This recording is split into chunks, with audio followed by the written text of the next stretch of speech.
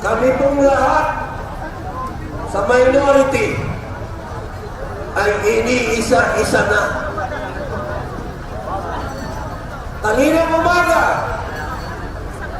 pagbukas ko ng aking social media, nakalagay doon, kakasuhan na raw ako. Sabi nila, pinatakas ko daw si Bato.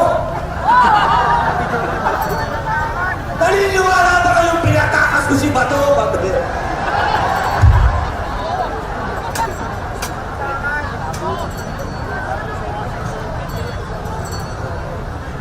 Paano? Pilipinas to, tapos ang warrant of arrest, galing dayuhan, pambili. Akala ko ba malaya tayo? Tingnan nyo ha, may warrant daw sa ICC. Sabi nila, pero yung Pangulo natin, iniimbita si Putin sa Pilipinas. Ay, may warrant of arrest si Putin sa ICC? Ano pwede nilang ikaso kay Presidente? Sorry kayo. Di ba ang gulo? Ang gulo!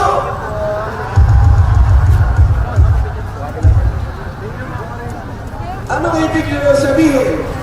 Pag tumating dito si Vladimir Putin, isusurrender nyo rin? Oh!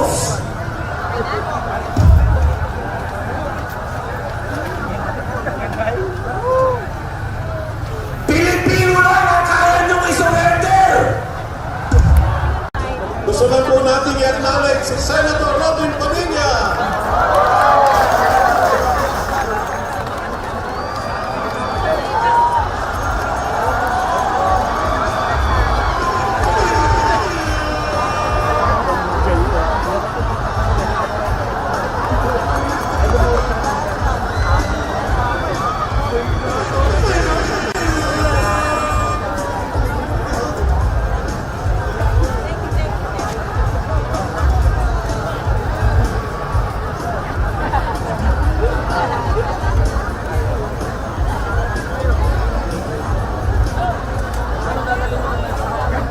Sumayin po ang kapayapaan.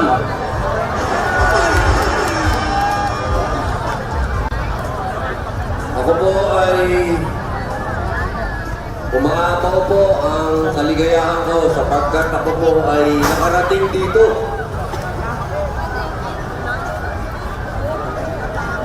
Napakarami mong balakid. Muntik pa ako hindi pinapasok. Alhamdulillah, praise God, nandito na po ako sa States.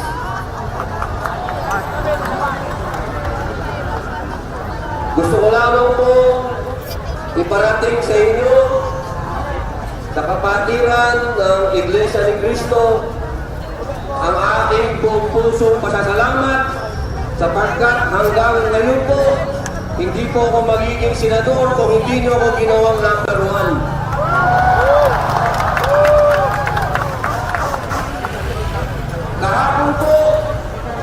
Kahapon, gusto ko na pong pumunta, pero may mga palakit kahapon. Hanggang pinapunta ko po yung aking mahal na asawa. Hindi pa rin siya nakapagsalita. Pero ngayon, nasa aking na ang entablado.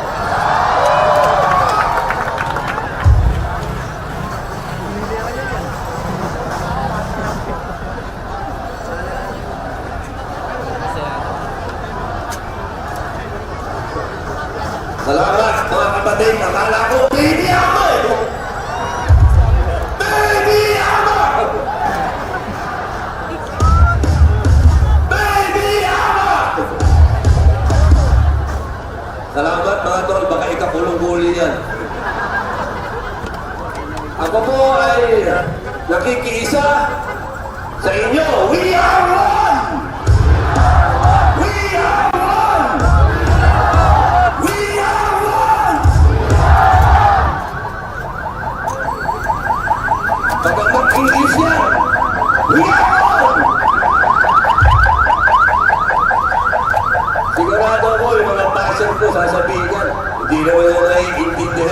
911.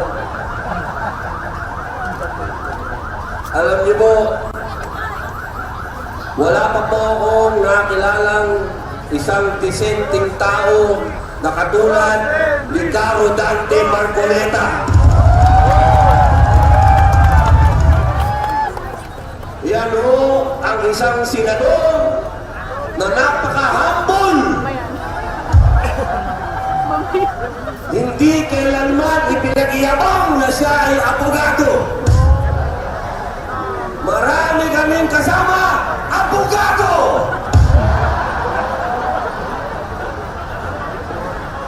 Abogado! Abogado!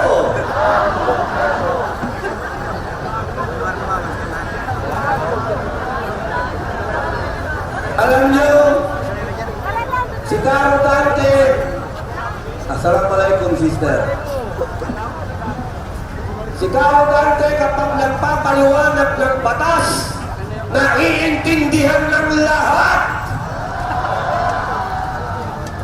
Kaya pinipilit siyang pigilan. Papayag ba tayong pigilan si Caro Dante?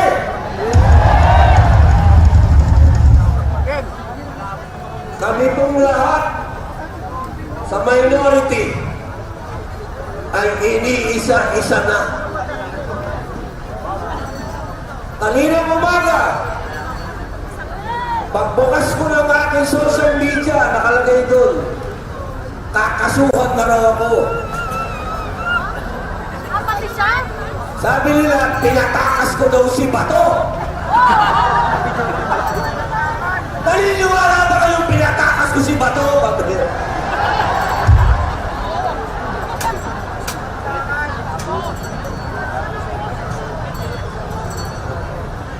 Paano? Pilipinas to, tapos ang warrant of arrest galing dayuhan. Pambili. Akala ko ba malaya tayo? Tingnan nyo ha, may warrant daw sa ICC.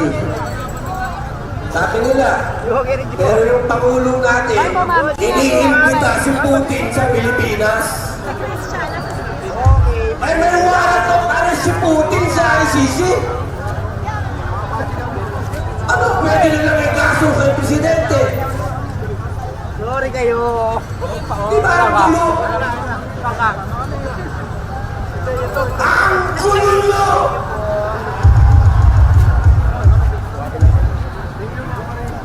Ano ibig nyo sabihin?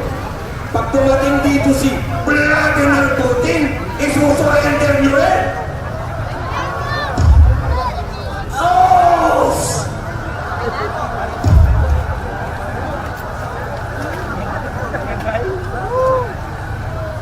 Pilipino lang ang kaya nyong isurrender! Ano yung kakaso nyo sa akin? Obstruction of justice daw. Napanood niyo ba yung CCTV? Mukha bang tumakas si Bato?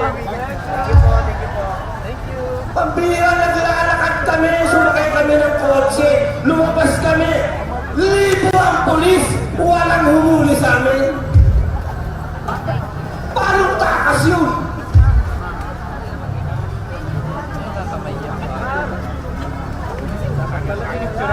Ang tawag doon, lohan!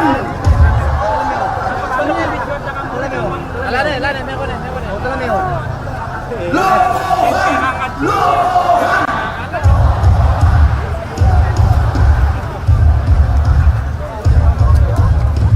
Alam niyo mga kapatid, nakakalungkot ang sitwasyon ng bayan natin.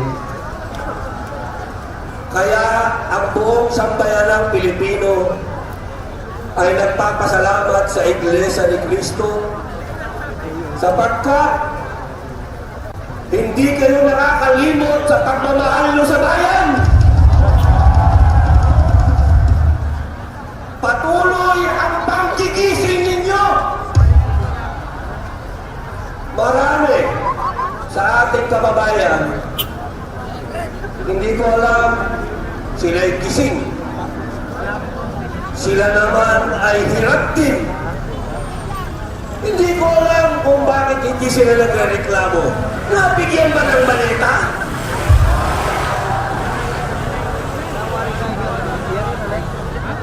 Ang dami nating mga politiko na dati ay matatapang.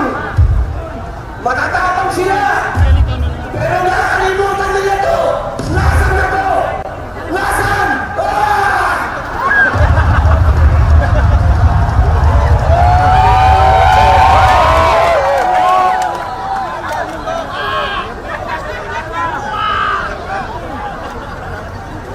Alam niyo, ang tatay ko, si Assemblyman Roy Padilla Sr., kasama doon sa EDSA 1. Kung buhay siya, sigurado ako, nagmumura-mura yun! Bawal magmura dito kasi baka matadyakan ako palabas. Pero sigurado ako, masamang ang loob ng tatay ko. Dahil ibinigay niya ang buhay niya sa bayan. Ang tatay ko po'y binaril. Ang tatay ko po'y nagsakripisyo ng buhay para sa bayan. Kung makikita niya ngayon ang nangyayari sa bayan natin, na nagtutulog-tulugan yung mga politiko na dapat ay tumitindig, baka lumuluha na nagdugo yung tatay ko ngayon. Kaming mga anak niya na nawalan ng tatay dahil sa pagmamahal niya sa bayan niya. Ngayon gusto kong tanungin yung tatay ko, tama ba yung ginawa mo, pa? Iniiwan mo kami nang dahil sa bayan at yung mga kasama mo na mga nakaupo ngayon. Iniiwan tayo sa ere.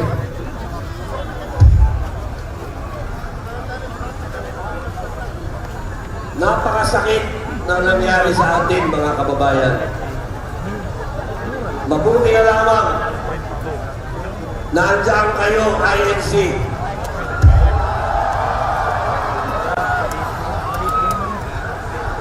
We are one! We are one! We are one! We are one!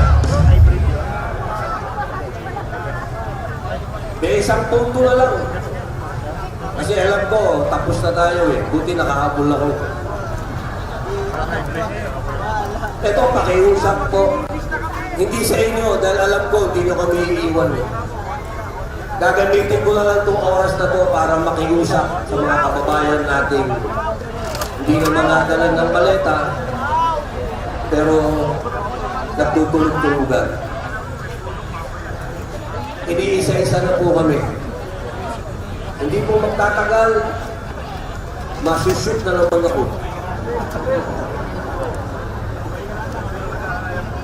Ang katanungan na lang yun, kung ako ba isushoot dito o ipadadala ako sa Hague. Kasi yung kaso ko, obstruction of justice, na ang warrant of arrest galing sa ICC eh. Dayuhan. Wala naman akong obstruction of justice dito. Foreigner pare! Ang kaso ko, foreign.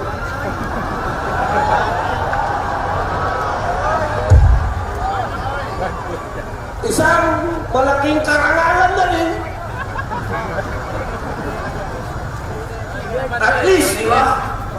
Nandito tayo sa liwasang Bonifacio, gumanap akong Bonifacio, at ang katang ko, dayuhan!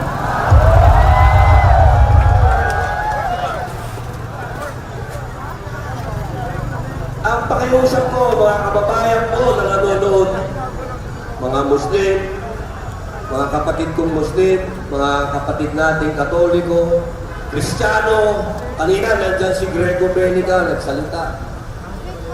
Ang pakiusap ko sa inyo, walang pupuntahan ang bayan natin kung ang mga katulad namin pinapahiwatig sa inyo kung ano ang katotohanan, eh hahayaan nyo kaming makulong. Saan pupunta ang bayan ito? Kung yung mga nakikipaglaban para sa katotohanan, eh hahayaan yung makulong.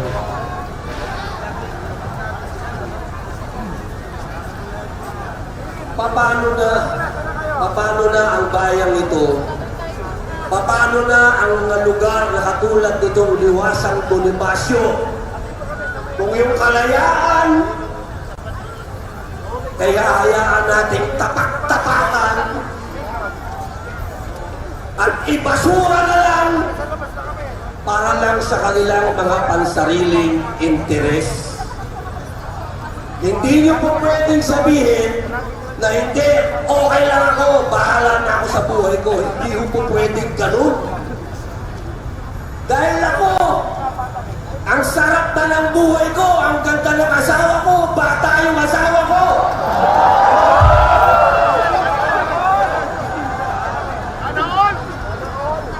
Pwede naman akong mag-artista, ang daming leading lady. Pero nagtitis ako para sa inyo.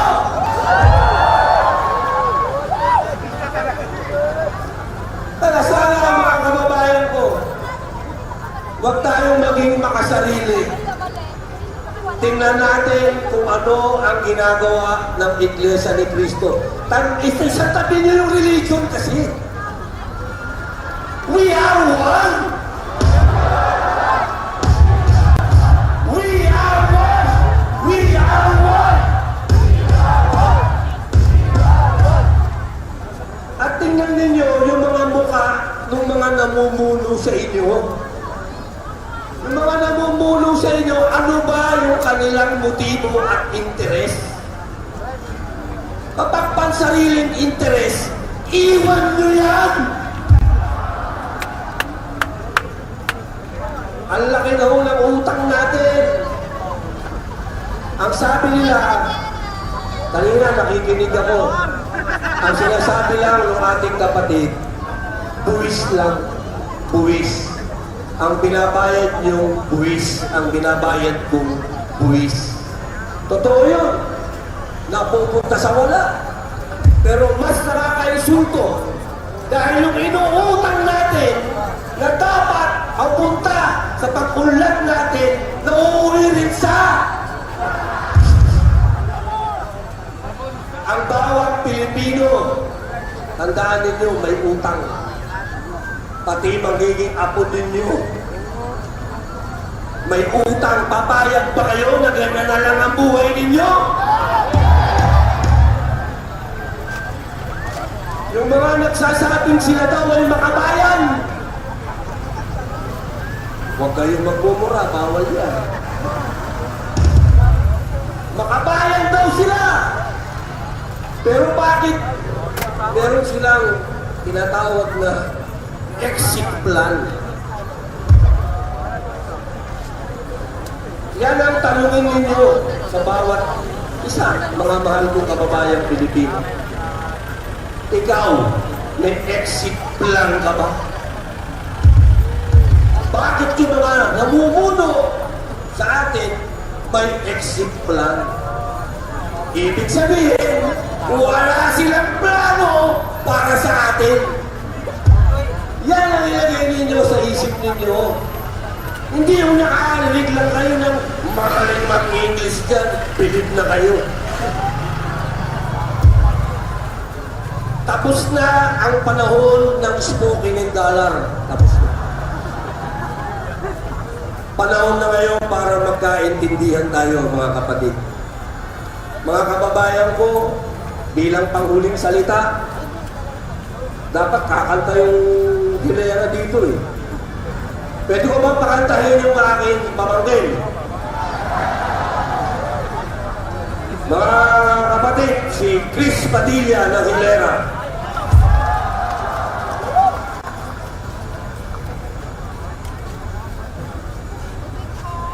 Alam niyo, dapat banda yan eh. Kaya ako inis na inis. Kasi yung isang miyembro nila, hindi daw natin kapartido. Eh, similin niyo yan. nang dahil sa politika, eh dapat biyaruan, di ba? We are one, mga kababayan!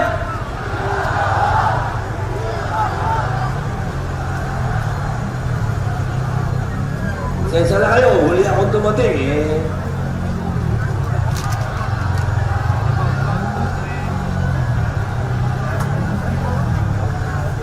Sa totoo lang, kung napahaga ako, kahit buong magdamag, ako tuloy. Ito pong aawitin ng aking pamangkin. Magtotono pa sila. Alam niyo, buong puso ako nagpapasalamat sa inyong lahat, mga kapatid. Ako po ay talagang pau sa inyo, pau. Iba kayo. Iba kayong INC, iba kayo.